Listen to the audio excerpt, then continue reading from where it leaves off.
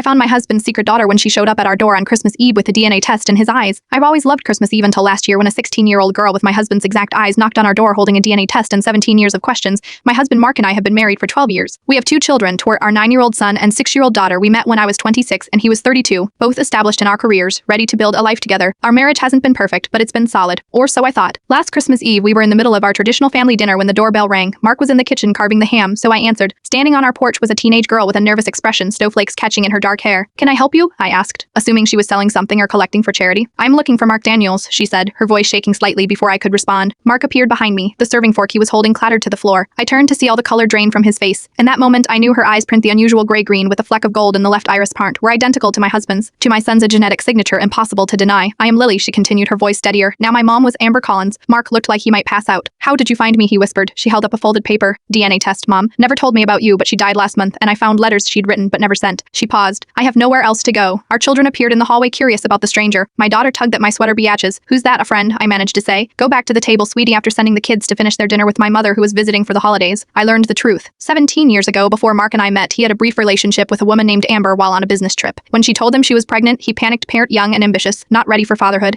He sent her money for an abortion and never contacted her again. Amber never used the money for an abortion. She raised Lily alone, never telling Mark she had kept the baby. She had died of cancer 6 weeks earlier, and Lily had been staying with a neighbor while searching for her father. As Mark confessed all this, his voice breaking, I felt like I was watching our life together shatter into pieces. Not just because he had a child I never knew about paired, but because when faced with responsibility 17 years ago, he had chosen to run away. The man I thought I knew would never do that. I was young and stupid, he kept saying. I convinced myself she probably didn't go through with the pregnancy anyway. Lily sat silently on our couch, looking so much like my son that it physically hurt to look at her. She didn't cry or yell. She just watched us with those familiar eyes that night. I made up the guest room for Lily. As I put fresh sheets on the bed, she asked quietly, do you want me to leave after Christmas? I looked at this child pant because despite her age, that's what she was. A child who had just lost her mother and found a father who had never wanted her. No, I said firmly. This is complicated, and I am still processing everything. But you are not going anywhere. Mark slept on the couch that night. I lay awake wondering how to explain to our children that they have a half-sister, how to rebuild trust with a husband who had kept such a massive secret, and how to make room in our family for a teenager who deserved none of this pain. 6 months later, Lily is still with us. The adjustment hasn't been easy. There have been tears, therapy sessions, and difficult conversations. My relationship with Mark is different now, parent healing, but forever changed. Yesterday, I overheard my daughter teaching Lily our family's secret cookie recipe, both of them laughing as flour dusted their noses. My son was showing her how to set up his new video game. This Christmas Eve will be different. We're making new traditions now, parent ones that include all 3 of my husband's children,